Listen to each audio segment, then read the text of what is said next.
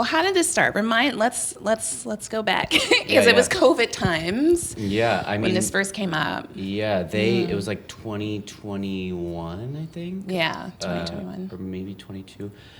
They got in touch after Joshua Smith, the principal flutist from the orchestra, played one of your solo flute pieces, Homeland. Yes, he played Homeland during one of their a concert that they held during lockdown. So it was one of their first concerts. Yeah, pandemic concerts. And Franz Felsermerse, the music director of the Cleveland Orchestra, was there, and that's how he discovered my music. Which to this day, I'm still. I still can't believe that, because it's, I would have never thought that a solo flute piece would have been responsible, really, for all this that has really kind of happened since. But yeah, that's how he found my music. You mean for multiple orchestra commissions from a single instrument piece? Yeah. I mean, they got in touch and asked for a few work samples of of your larger ensemble. That's true. It wasn't just Homeland. There was that, but that was what started it. And then you're right, they reached out to you and asked for some additional scores. And at the time, I was just thinking, I didn't think too much of it. I thought, oh, maybe they're going to consider programming one of my pieces, maybe for like a smaller concert. I had no real huge expectations at all, not in the least. And when they came back, and what happened? Ilya wrote you. Ilya is their vice president of artistic planning. Yeah, that's right. Yeah, we got on a call, and he was basically like, "We've been doing this Daniel Lewis Young Composer Fellowship for several years. I think there have been like 10 at that point. Yeah, and it's usually a composer is commissioned for 2 works, one of which is the full forces of the Cleveland Orchestra. And they come to Cleveland, do a master class at CIM or one of the local arts high schools, and 2 years goes by, and then it's all over. And he said to me, and we'd like to offer this position to Allison. And I think I had like muted my phone and ran around my house with excitement. But so then we got on. You were like, please hold. I know. I did the thing where I was like, mute. Yeah. But we. So then we got on with you, and we just kind of talked about, all the work samples that we sent from your library were works that have a sort of broader context, and that context speaks to your experience working within communities, spending time thinking about what is the meaning of home, what is the meaning of community. And in my experience, doing something like coming, giving a master class, and then leaving is not really your style. Would you agree? I would agree. I if possible, definitely, I prefer to work in a way that is more collaborative and with a little bit more time, that has a little bit more, depth to it, and doesn't feel like transactional. This is my preference. It's not always possible, considering like time and logistics and things like that. But I always try to lead with that and propose working in that type of way. Which of course is how I felt after Cleveland proposed their offer, for this fellowship. I immediately was thinking, wow, first and foremost, of course, this is like an amazing opportunity as a composer, from a learning position to work with this orchestra and to work with this conductor. And it's a dream. But also I thought, is this an opportunity where I can make this more of a residency that's embedded more into the community and like outside of the concert hall, because it is true. As I mentioned, personally, I like to work creatively in an education setting, like whatever it may be, in a more collaborative way. And my process is very much rooted in that. And this was a way for me to kind of also just lean into that work and, thinking of ways or having a way to meet actual like Clevelanders, to actually, because I didn't know anything about Cleveland beforehand. And something as someone who has been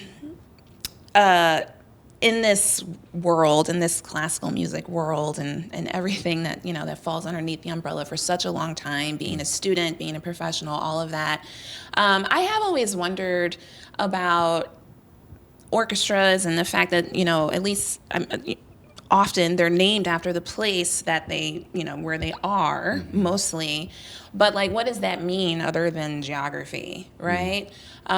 So, and yes, of course, different orchestras have their own unique sound. And so you have like the Cleveland sound, the Chicago sound, for example. Okay, that's great. But beyond that, like what does it mean to be an orchestra in Cleveland?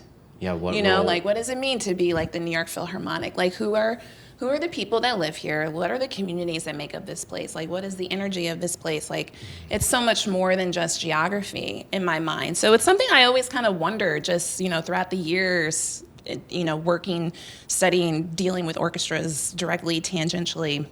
Yeah. Just the kind of more, I don't know, like what is possible if the place had a little bit more connection to the ensemble aside from location. Yeah. So in thinking that, I thought, can we use this as an opportunity for like storytelling? And I don't know anything about Cleveland, and I don't want to go in there and pretend like I do, because I don't. Yeah. So that means, well, I'm going to need some time to like cultivate relationships, to build trust, all these things, to try to immerse myself in the community. And it takes time. Yeah. It takes time, and it's a definitely the opposite of a transactional type of commission. Yeah. Yeah. And being that collaboration is so key, I mean, to a lot of your music, it's collaborative. You've written a ton of music for chamber ensembles. Yeah. Chamber ensembles that you perform in oftentimes. Right. That, right. Also being a performer. I think that's also a big reason why I'm so into collaboration. Well, yeah. And typical symphony orchestra commission, you sort of go, I mean, this is not always the case, but you go for one rehearsal, maybe two, and you can give what notes you can give, but any revisions are going to be for the next performance of the piece. Right. If you're lucky, yeah. And it was so encouraging when we first started talking to them about the project, about all of the commissions, and how if you were going to write new work for Cleveland, for the Cleveland Orchestra, you needed to understand what made Cleveland what it is, and who are the people. Like every city is a sort of living organism. And this whole residency has revealed to me something that is very unique to this place. Yeah. And I feel like every place has this, but you really only get to know like once you're there. Yeah. So for me, this piece is about what my takeaways from that and like my interpretation of like the spirit, I guess you could say, of Cleveland. And this is the full forces of the Cleveland Orchestra. Yeah. And there's a co-commissioner too for that. That's right. The Toronto Symphony. The other thing I wanted to ask you about was or that I'm remembering is how game all of the musicians from the orchestra have been, and what a treat it is to spend so much time you yourself playing music with them, but what it must be like to work on that arrangement, knowing what those string players sound like, or knowing what these sections sound like. Yeah. First of all, let's start there. I mean, the musicianship is beyond. Yeah. It's really unbelievable, and I feel so beyond blessed to be able to work with such talented artists. Second of all, I've been floored by everyone's amazing attitude. Everyone has just been like, they've been, because all these things I'm doing, they're extra, like these are extra concerts, this is like you're volunteering, to like have this experience that is not what you're used to doing, and it's beyond your scope of work, you know what I mean, and all these things, but I've been so like overjoyed by the response of the players, like, in every section, there's been a good amount of people who've showed up to, information sessions or signing up for things. And, because I've done a few gatherings where I've like pitched this idea, like, this is what we're trying. Because this is new for Cleveland. It's new for me. It's new for all of us. None of us have done anything like this. I've done work like this, yes, but not with an orchestra. Right. Not in a symphonic way, in a much smaller scale. So this is new for all of us, but the attitude has been so great. So that has been more than I could have asked for. Yeah. And it just brings such a great energy to the work and quality to the work. And I think it's all because, from the beginning, when we came back to them with this proposal of kind of making this more of like a larger, immersive, community-centered residency, there was a real, genuine excitement about doing it. Yeah. You know what I mean? Like from the top, from the leadership. Okay, and that makes all the difference. There was no like, I don't know, we can do, I don't know. There was no hesitation. There was no resistance. There was none of that. It was like everyone's always been super open and has listened to, has listened very well to not just what the idea itself is, but the larger picture of it and, the potential of it. And maybe this could be a practice that other orchestras might get into, you know what I mean? So from the top, the attitude has been so positive, and it's like trickled down, throughout the entire organization. Yeah. So it has felt so great. And when we go out into the community and, they feel it too. And they see that, like, I'm genuine, and the people I'm working with from like Sarah from Cleveland Orchestra, Sarah Perry, who works in education, or like Michael, who's artistic, they're genuine about it. And patient and working with everybody without an agenda. Without expectations. So it feels really collaborative.